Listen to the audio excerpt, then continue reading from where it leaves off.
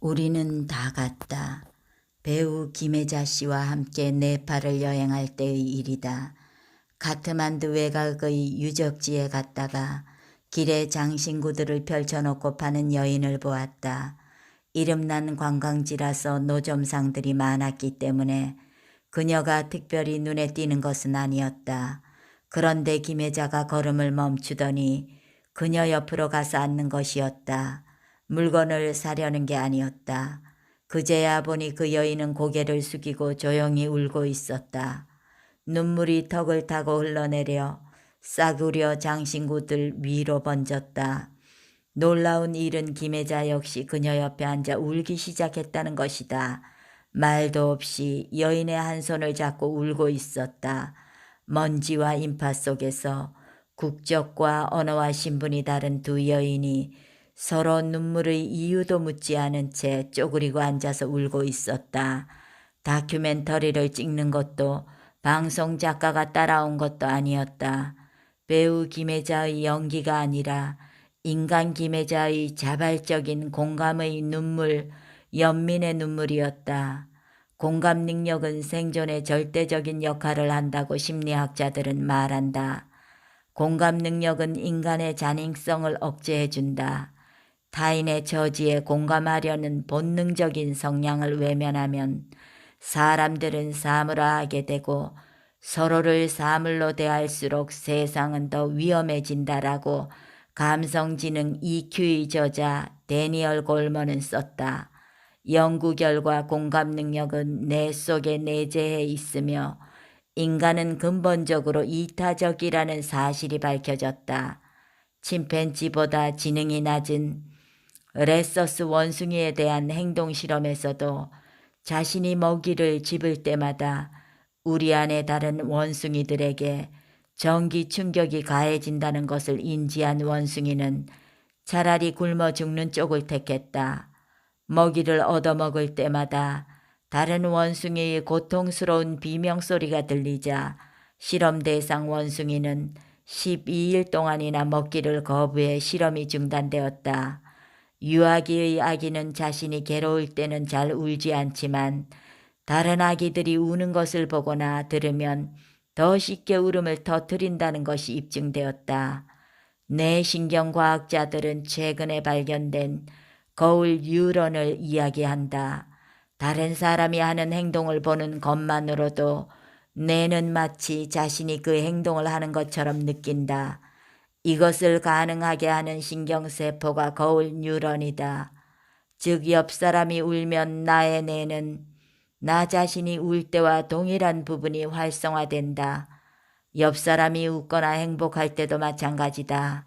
다른 사람의 행동을 거울처럼 반영한다고 해서 붙여진 거울 뉴런은 인간의 공감 능력을 과학적으로 뒷받침해주는 현대 뇌과학의 가장 중요한 발견으로 꼽힌다.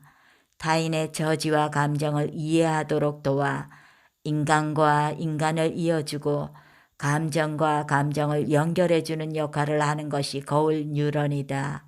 다시 말해 인간의 뇌는 다른 사람과 관계 맺도록 배선되어 있으며 이것은 생존의 필수 요건이다. 이 신경세포에 손상을 입은 사람은 타인에 대한 연민과 관심이 결여되어 사회성이 부족하고 이기적이거나 자기중심적이며 심하면 자폐증으로 나타난다. 공감은 행복에 직결된다. 만일 당신이 강렬한 기쁨이나 깊은 슬픔을 보이는데 상대방이 돌처럼 무신경하다면 당신은 자신이 이해받지 못한다고 느낄 것이다. 타인의 고통에 대한 공감 능력 부족은 진정한 관계를 가로막는 가장 큰 요인이다. 인간을 인간답게 만드는 것이 공감이다. 북적대는 관광객들과 노점상들 속에서 어깨를 들썩이며 울고 있는 여인을 발견한 것도 놀라웠지만 언어도 통하지 않는 타인의 슬픔에 대한 무조건적인 공감 능력, 우는 사람 옆에서 함께 울어주는 마음이 김혜자를 진정성 있는 배우로 만들었을 것이라고 짐작할 수 있었다. 이윽고 네팔 여인의 눈물은 옆에 앉은 김혜자를 보며 웃음 섞인 울음으로 바뀌었으며 이내 밝은 미소로 번졌다. 공감이 가진 치유의 힘이었다. 우리는 함께 아파함으로써 위로받고 강해진다. 헤어지면서 김혜자는 팔찌 하나를 고른 후 그 노점상 여인의 손에 300달러를 쥐어주었다. 그 여인에게는 거금이었다. 여인은 놀라서 자기 손에 들린 돈과 김혜자를 번갈아 쳐다보았다. 떠나면서 뒤돌아보니 여인은 서둘러 좌판을 정리하고 있었다. 내가 왜 그런 큰 돈을 주었느냐고 묻자 김혜자는 나를 바라보며 말했다. 누구나 한 번쯤은 횡재를 하고 싶지 않겠어요? 인생은 누구에게나 힘들잖아요. 김혜자는 그 팔찌를 여행 내내 하고 다녔다. 그 무렵 김혜자 역시 힘든 시기를 보낼 때였다. 그녀의 고뇌와 절망은 대중이 상상하기 어려운 것이었다. 그러나 타인의 아픔에 대한 진실한 공감 능력으로 자신의 아픔까지 치유해 나갔다. 공감은 나의 아픔에도 불구하고 다른 사람의 아픔에 관심을 갖겠다는 선택이다. 훗날 내가 네팔에서 그 일을 이야기하자 김혜자는 말했다. 그 여자와 나는 아무 차이가 없어요.